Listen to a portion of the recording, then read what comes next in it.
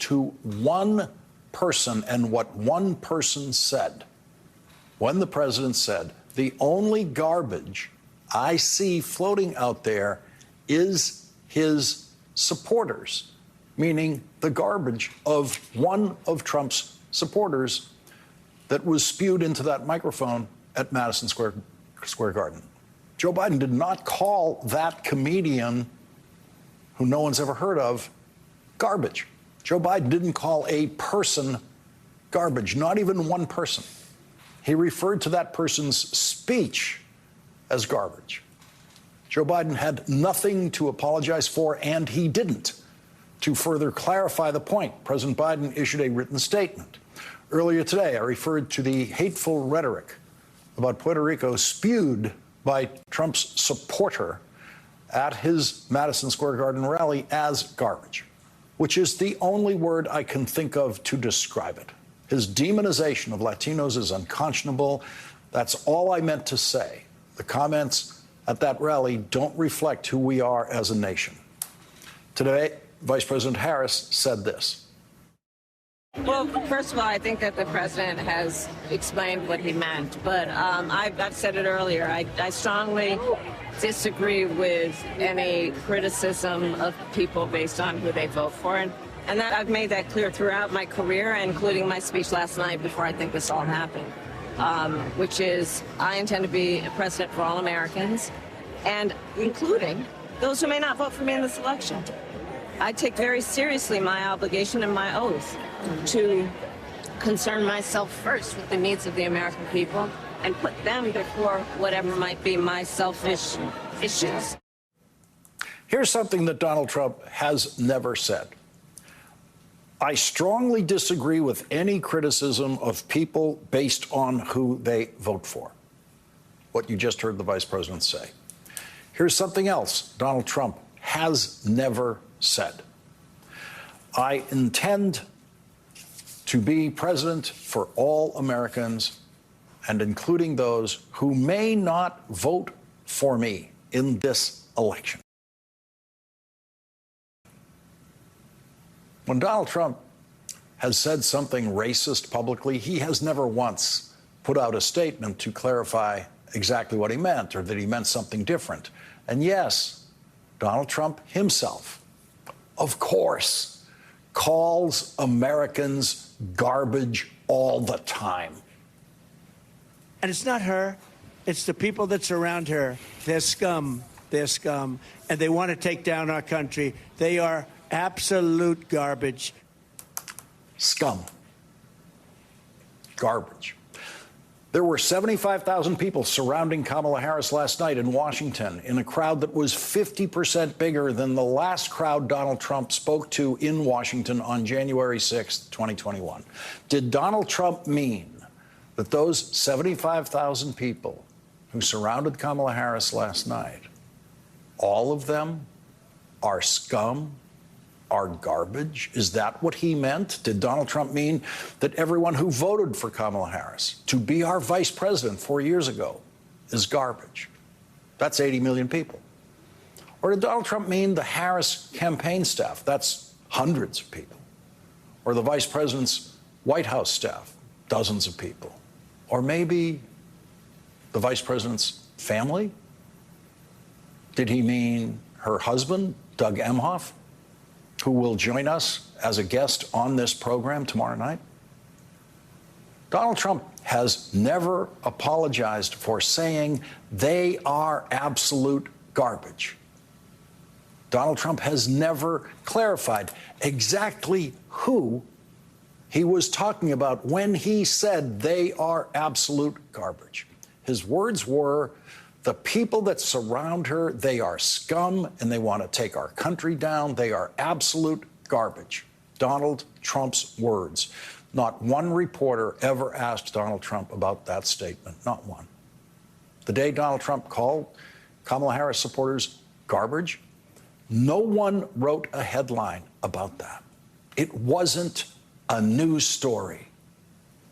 The poisonous American candidate for president who uses Hitler's language constantly and calls Democrats garbage That was not news. But the very same news media that ignored all the times Donald Trump has called American citizens and American voters scum and garbage actually tried to turn Joe Biden's use of the word garbage into a controversial news story today. And to do so, they had to refuse to listen to the actual sentence Joe Biden spoke. They had to refuse to look at the written words of that sentence.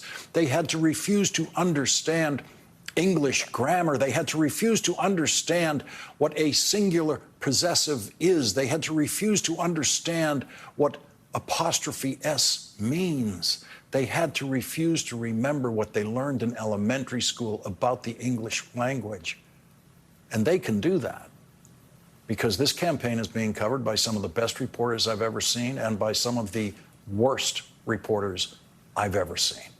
And the worst of them actually tried to create a controversy today and tried to equate what President Biden said last night to what the man he was condemning said in Madison Square Garden. And those reporters know that that is false. But it is the kind of false narrative that panicked, stupid campaign coverage exists to amplify.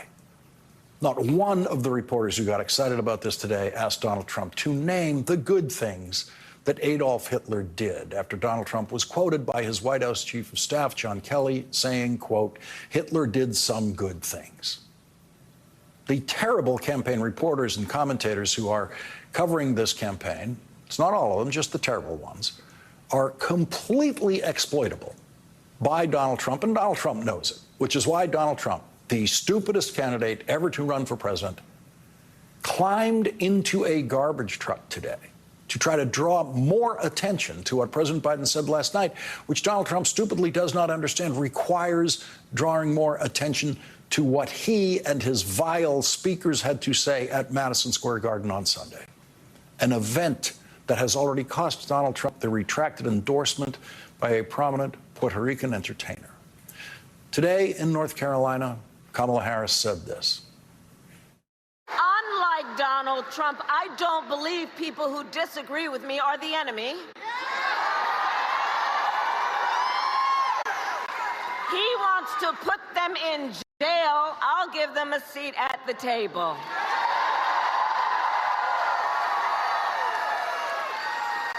And I pledge to be a president for all Americans and to always put country above party and self. Donald Trump, the candidate who has called everyone in the country who doesn't support him, half the country, the enemy within. The enemy within. That same Donald Trump has never said that he will give people who disagree with him a seat at the table. He has never said he will listen to them in any way, ever, under any circumstances. The enemy within candidate who has repeatedly called Americans garbage tried to spend the day today complaining about Joe Biden using the word garbage correctly to describe what was said at Donald Trump's campaign rally. And Donald Trump was actually able to get some people covering this campaign to fall for it and to cover what Joe Biden did not say. Much of the political news media has consistently failed you with coverage like that and can be relied on to continue to fail you with that kind of coverage right up to Election Day. Today's CNN poll shows a tie in Pennsylvania, 48-48. And in Michigan, Kamala Harris is at 48 to Donald Trump's 43. And in Wisconsin, Kamala Harris is at 51 to Donald Trump's 45. The so-called gold standard poll of Wisconsin, the Marquette University Law School poll, shows a tighter race in that state with Kamala Harris at 50 and Donald Trump at 49. Bodybuilder turned movie star turned Republican Governor Arnold Schwarzenegger endorsed Kamala Harris today, saying, I will always be an American before I am a Republican. Schwarzenegger attacked Donald Trump as a leader, quote, who will send his followers to attack the Capitol while he watches with a Diet Coke, end quote. Puerto Rico's largest newspaper, El Nuevo Dia, endorsed Kamala Harris today, saying Trump suffers from psychopathic elements that he evidences by lying repeatedly. Today, in an editorial titled Donald Trump's Cognitive Decline Becoming a Troubling Concern, the Las Vegas Sun writes, Donald Trump's racism, sexism, xenophobia, and penchant for corruption have long made him unfit for any public office, let alone the presidency.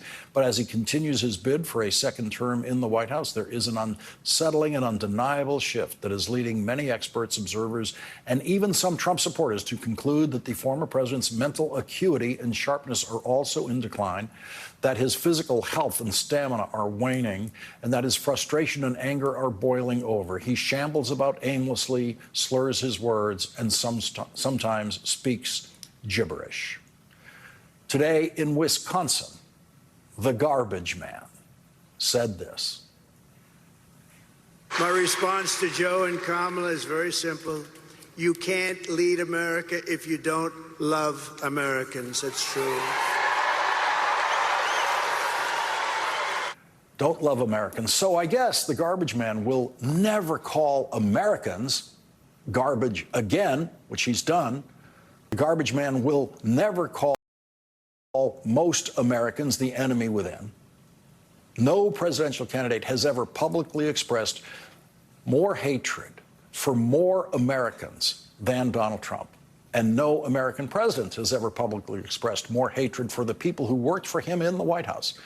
That feeling is mutual, of course, since many of the members of Donald Trump's cabinet and high-ranking White House staff are publicly opposing his candidacy now and consider him a danger to the nation in the world, including his Vice President, Mike Pence.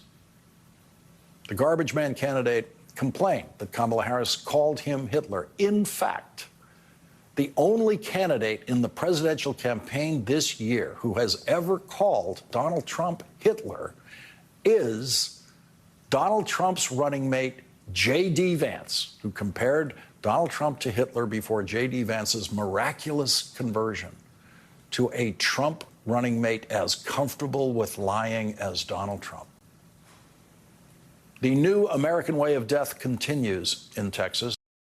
ProPublica reports today on another death in a Texas hospital where a woman was refused the life-saving treatment she needed because of Donald Trump and the Trump justices on the Supreme Court and the Republican men who control Texas government, including, of course, Republican Senator Cruz, who Democrat Colin Allred is now running in a statistical tie with in that Senate campaign in Texas. Josely Barnica had a miscarriage at 17 weeks of pregnancy.